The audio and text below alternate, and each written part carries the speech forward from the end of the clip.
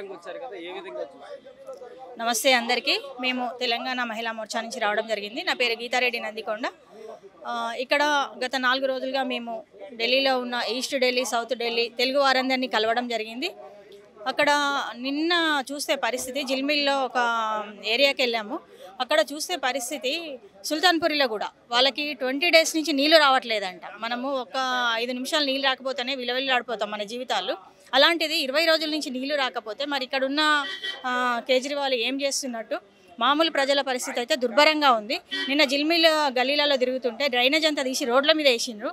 అసలు మేమైతే ఒక 5 నిమిషాలకే ముక్కు ఖర్చు పెట్టుకొని నడవడం జరిగింది ఆ గల్లీలలో. వాళ్ళు మరి మొత్తం జీవితాంతం అక్కడే గడుపుతున్నారు కదా.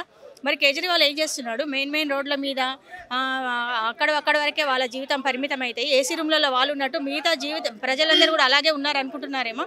తెలంగాణలో ఒక శని వదిలింది, కేసీఆర్ గారు ఫామ్ హౌస్కి పరిమితమై వదిలింది. ఢిల్లీలో కూడా ఈ శని త్వరలో వదలబోతుంది. మోడీ సర్కార్ వచ్చిన తర్వాత, ఇక్కడ కూడా బీజేపీ వచ్చిన తర్వాత తప్పకుండా అందరి జీవితాలు బాగుపడనున్నాయి. ముఖ్యంగా తెలుగువారి జీవితాలు కూడా ఇక్కడ బాగుపడుతున్నాయి. 3వ సారి మళ్ళీ ప్రధానమంత్రి మోడీ గారు కాబోతున్నారు.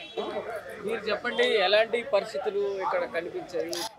చాలా దారుణంగా ఉన్నాయండి. మెయిన్ రోడ్లు చూసేసి, ఇక్కడ మనకి ఇండియా గేట్ లాంటి ప్రదేశాలు చూసేసి ఏదో ఢిల్లీ అందంగా ఉంది అంటే కాదు, లోపలికి వచ్చి చూస్తే దాని నిజ స్వరూపం ఏంటో తెలిసింది. ఇక్కడ మరి సిస్టమ్ సరిగా లేదా, ఎవరు సరిగా లేదు. బీజేపీ కార్పొరేటర్ అక్కడ ఆ ప్లేస్లో ఉన్నా కూడా అక్కడ ఉన్న ఎమ్మెల్యే ఏం చేస్తున్నాడు? మన ఆప్కా పార్టీ ఇది కేజ్రీవాల్ వ్యక్తి కాబట్టి వీళ్ళ డెవలప్మెంట్ను అడ్డుకుంటున్నాడు. వాళ్ళకి కనీస సౌకర్యాలు కూడా ఇవ్వట్లేదు. దానివల్ల ఓపెన్ డ్రైనేజీలలో నుంచి డస్ట్ అంతా మట్టి అంతా తీసేసి రోడ్ల మీద వేస్తున్నారు. అక్కడ చిన్న పిల్లలు, 3 ఏళ్ల పిల్లలు, 2 ఏళ్ల పిల్లలు ఆ మట్టిలో ఆడుకుంటున్నారు. మా హృదయాలన్నీ ద్రవించిపోయినాయి. అరే ఇట్లా నా వీళ్ళ బ్రతుకులు అనేసి. 30 గజాల్లో 30 మంది ఉంటున్నారు. చూడండి, మీరు కూడా వెళ్ళేసి జిల్మిల్ ప్రాంతంలో 1 గంట సేపు ఉండి చూడండి, వాళ్ళ దుర్భర పరిస్థితులు అన్నీ తెలుస్తున్నాయి. దాన్ని చూసి మన ఈ ప్రభుత్వము అసలు ఎప్పుడు మారుతుందా అని వాళ్ళు కూడా ఎదురు చూస్తున్నారు. త్వరలో బుద్ధి చెప్తారండి. ఇప్పుడు మోదీ పాలనను చూసి ఇప్పుడు ఢిల్లీ ప్రజలు ఓటేస్తారా మరోసారి?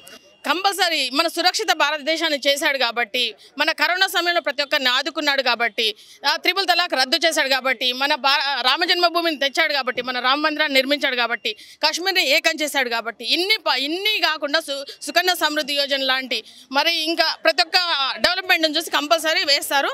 కాకపోతే ఆ ఫలాలు సామాన్యులకు అందకుండా చేస్తున్నారు ఇక్కడ గవర్నమెంట్. దానికి బుద్ధి చెప్తారు కంపల్సరీ. మీరు చెప్పండి, ఎలాంటి పరిస్థితులు చూస్తున్నారు ఏంటి? అందరికీ జై శ్రీరామ్. నేను వికారాబాద్ మున్సిపల్ కౌన్సిలర్, మరి స్టేట్ మహిళా ఎగ్జిక్యూటివ్ మెంబర్.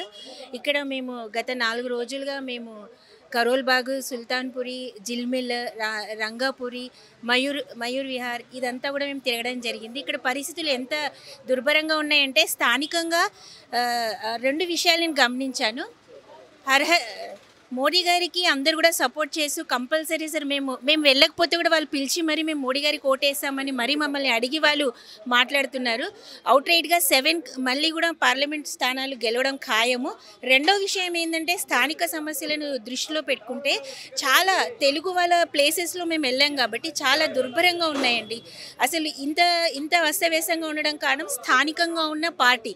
కొంతమంది ఏం చెప్తున్నారంటే, మీరు వచ్చారు బాగా వచ్చారు, చీపిరితో ఊడ్చేయండి ఈ పార్టీని, కేజ్రీవాల్ పార్టీని అని వాళ్ళ గుర్తుతోనే వాళ్ళకి సమాధానం చెప్తున్నారు. కాబట్టి లోకల్లో స్థానికంగా మాత్రం తెలుగు వాళ్ళ పరిస్థితి చాలా దుర్భరంగా ఉందండి. వాళ్ళు 25 గజాల ప్లేస్లో ఉండడము, అసలు మున్సిపల్ కౌన్సిలర్గా చిన్న పనులు కూడా వాళ్ళు అందించలేకపోతున్నారు. డ్రైనేజ్ ప్రాబ్లం ఈజీ అండి, బండి పిలిస్తే వచ్చి క్లీన్ చేస్తుంది. అలాంటి చిన్న సదుపాయాలను కూడా కల్పించలేకపోతున్నారంటే స్థానికంగా ఉన్న పార్టీ ఫెయిల్యూర్. మరో తెలంగాణ కేసీఆర్ పాలన మాకు ఇక్కడ కనపడిందండి.